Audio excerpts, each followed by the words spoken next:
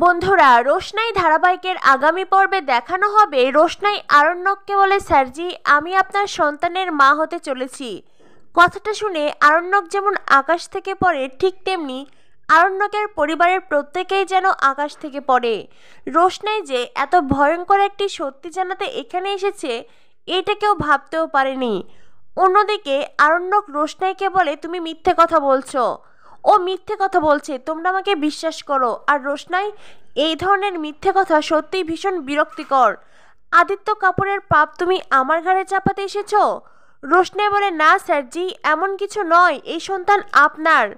আরণ্যক বলে, রোশনাই বারবার মিথ্যে কথা বললেই মিথ্যেটা সত্যি হয়ে যায় না। আরণ্যক রোশনাইয়ের উপর চিৎকার করে বলে, তোমার কি মনে হয় আমি বোকা? তুমি আদিত্য কাপুরের পাপ আমার ঘাড়ে চাপাবে আর আমি সেটা মেনে নেব? রোশনাই বলে, স্যারজি বোকা তো আমি। স্যারজি, আমি আমার সন্তানের দায়িত্ব আপনাকে দিতে আসিনি। ছোটবেলা থেকে যে যন্ত্রণা সহ্য করে বড় হয়েছি, আমি সেই যন্ত্রণা আমার সন্তানকে সহ্য করতে দেব না। স্যারজি, আমার সন্তানকে তার বাবার নাম দিতেই হবে, আপনাকে নিজের নাম দিতেই হবে। আরণ্যকের বাবা বলেন, আমি জানতাম এই ধরনের মেয়েরা এমনই হয়, আসল সময়ে ঠিক তাদের রং বেরিয়ে আসে। তবে বাদশাহ, তুমি কোনো চিন্তা করো না, এই মেয়েকে আমি নিজের ঠিকানা ঠিক দেখিয়ে দেব। রোশনাই বলে, ঠিকানা আমিও আপনাকে দেখিয়ে দিতে পারি, কিন্তু আপনি কি পারবেন সত্যিটাকে বদলাতে? আরণ্যক বলে, শোনো রোশনাই, তুমি এখান থেকে চলে যাও, বেরিয়ে যাও তুমি। রোশনাই বলে, স্যারজি আপনি যে ভাষায় আমার সাথে কথা বলছেন আপনার স্ত্রীর সামনে, তাতে করে আমি সকলের সামনে সত্যিটা বলতে বাধ্য হয়েছি। আমি তো আপনাকে আলাদা করেই সত্যিটা বলতে চেয়েছিলাম। আরণ্যক বলে, চুপ করো তুমি, তুমি চুপ করো, আমি তোমার একটা কথাও শুনতে চাই না। তুমি সবটা মিথ্যে কথা বলছো, তুমি প্ল্যান করে এখানে এসেছো। তবে একটা কথা শুনে রাখো রোশনাই, এখানে যারা দাঁড়িয়ে আছে কেউ তোমাকে বিশ্বাস করবে না, কেউ না। রোশনাই বলে, স্যারজি আর আপনি আপনি আমাকে বিশ্বাস করেন না? আরণ্যক বলে, অফকোর্স নট, কারণ তুমি মিথ্যে কথা বলছো, তুমি মিথ্যেবাদী।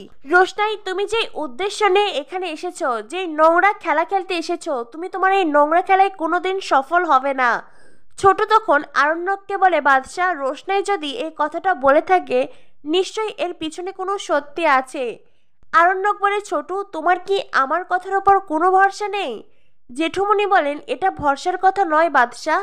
রোশনাই মিথ্যে কথা বলতে অতটা দূর থেকে কেন আসবে? বড় মা আরণ্যককে বলে, বাদশাহ আমি জানি না কি সত্যি কি মিথ্যে। যদি সত্যিই রোশনাই প্রেগনেন্ট হয়ে থাকে, তবে আমি তোমাকে বলছি তুমি এই বাচ্চার দায়িত্ব নাও। ছোট বলে, যদি মানে কি বড় বৌদি? রোশনাই যখন কথাটা বলছে তখন নিশ্চয়ই সে সত্যি কথাই বলছে, এর পিছনে কোনো মিথ্যে নেই। আরণ্যক বলে, অবশ্যই মিথ্যে আছে, রোশনাই সত্যি কথা বলছে না, ও মিথ্যে কথাই বলছে। রোশনাই আমার জীবন আমার সংসার সবটা শেষ করতে এখানে এসেছে, আমাকে বরবাদ করতে চায়। আরণ্যকের কথা শুনে রোশনাই অবাক হয়ে আরণ্যকের দিকে তাকিয়ে আছে। চেনা মানুষটা আজ রোশনাইয়ের সামনে বড্ড অচেনা। এত সব ঘটনা দেখে গরিমা হু হু করে কাঁদতে থাকে। আরণ্যক তখন গরিমাকে বলে, গরিমা তুমি কেন কাঁদছো? তুমি আমার ওপর ভরসা রাখো, রোশনাই মিথ্যে কথা বলছে। এরপরেই আরণ্যক রোশনাইকে বলে, শোনো রোশনাই, তুমি এতদিন আমার ভালো রূপ দেখেছো, এইবার আমার খারাপ রূপ দেখবে। তুমি ভাবতেও পারছো না আমি ঠিক কতটা খারাপ হতে পারি, তাই বলছি এক্ষুনি এখান থেকে বেরিয়ে যাও। রোশনাই বলে, স্যারজি আপনার ভালো রূপ বা খারাপ রূপ তাতে আমার কিচ্ছু যায় আসে না। চিৎকার করলেই বেনারসে কাটানো সেই রাত মিথ্যে হয়ে যাবে না, যে রাতে আমরা একে অন্যের কাছে এসেছিলাম। কথাটা শুনে গরিমা যেন আকাশ থেকে পড়ে। রোশনাই আরও বলে, স্যারজি আপনি কি করে এই সব সত্যি মুছে ফেলবেন? আমার গর্ভে যেই সন্তান বড় হচ্ছে তাকে কি করে মুছে ফেলবেন আপনি? কোনোদিন পারবেন না। আমার গর্ভে এই সন্তান বড় হবে, তাকে আমি জন্ম দেব, সেই দুনিয়ায় আসবে আর আপনার সামনে দাঁড়াবে। স্যারজি আমার সন্তানকে আমি একাই বড় করতে পারবো, তার বাবার কোনো প্রয়োজন পড়বে না।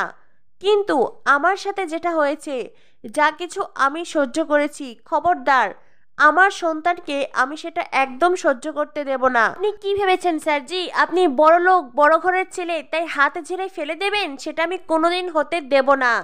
রোশনাইয়ের হুঙ্কার শুনে আরণ্যক পুরো থ মেরে দাঁড়িয়ে থাকে। রোশনাইয়ের এই হুঙ্কার আরণ্যক মেনে নিতে পারে না, তাই নিঃশব্দে ওখান থেকে আরণ্যক চলে যায়। অন্যদিকে আরণ্যকের পুরো পরিবার রোশনাইয়ের দিকে রাগান্বিত দৃষ্টিতে তাকিয়ে আছে। এই পুরো পরিবারকে দেখে রোশনাই খুব ভালোভাবেই বুঝতে পেরেছে এরা কিছুতেই রোশনাইকে তার সন্তানের অধিকার দেবে না। তখনই জেঠুমনি রোশনাইকে বলে, রোশনাই, বাদশা যদি এমন কাজ না করে থাকে তবে কোনোদিনই এই সন্তানের দায়িত্ব নেবে না। রোশনাই বলে, জেঠুমনি তুমি কেন বুঝতে পারছো না? আমি এখানে মিথ্যে কথা বলছি না, আমি সত্যি কথা বলছি। আর তাছাড়াও আমি আমার সন্তানের দায়িত্ব কাউকে দিতে আসিনি। আমি শুধু চেয়েছি আমার সন্তান তার বাবার নাম পাক। কারণ আমি জানি বাবার নাম ছাড়া একজন সন্তানকে কি কি সহ্য করতে হয়। সবার অবহেলা, অসম্মান নিয়ে বাঁচতে হয়। আমি যেটা সহ্য করেছি সেটা আমি আমার সন্তানকে সহ্য করতে দেব না। প্রয়োজনে আমার সন্তান জন্মের পরে আমি ডিএনএ টেস্ট করব। জেঠুমনি তখন রোশনাইকে বলে, রোশনাই, ডিএনএ টেস্ট করলেই যে সব সমস্যার সমাধান হয়ে যাবে এমনটা নয়। হয়তো বা ডিএনএ টেস্টের পরেও আরো অনেক সমস্যা হতে পারে, তখনও হয়তো তুমি অধিকার নাও পেতে পারো। রোশনাই বলে, জেঠুমনি তখন কি হবে না হবে সেইটা ভেবে আমি আমার লড়াই থামিয়ে দিতে পারি না। তোমরা যদি কেউ আমাকে বিশ্বাস না করো তাহলে আমি এই বাড়ি থেকে এক্ষুনি চলে যাচ্ছি। আমার সন্তান জন্মের পরে আমি আবারও ফিরে আসব। তখনই বড় মা রোশনাইকে বলে, রোশনাই, এটা অবিশ্বাসের প্রশ্ন নয়। আমরা কেন তোমাকে অবিশ্বাস করব? রোশনাই বলে, বড় মা, কেউ তো একজন মিথ্যে কথা বলছে, হয় স্যারজি নয়তো আমি। তাই অবিশ্বাস যে কারোর উপর আসতেই পারে। হয়তো বা স্যারজিকে বিশ্বাস করতে পারো কিংবা আমাকে অবিশ্বাস করতেই পারো।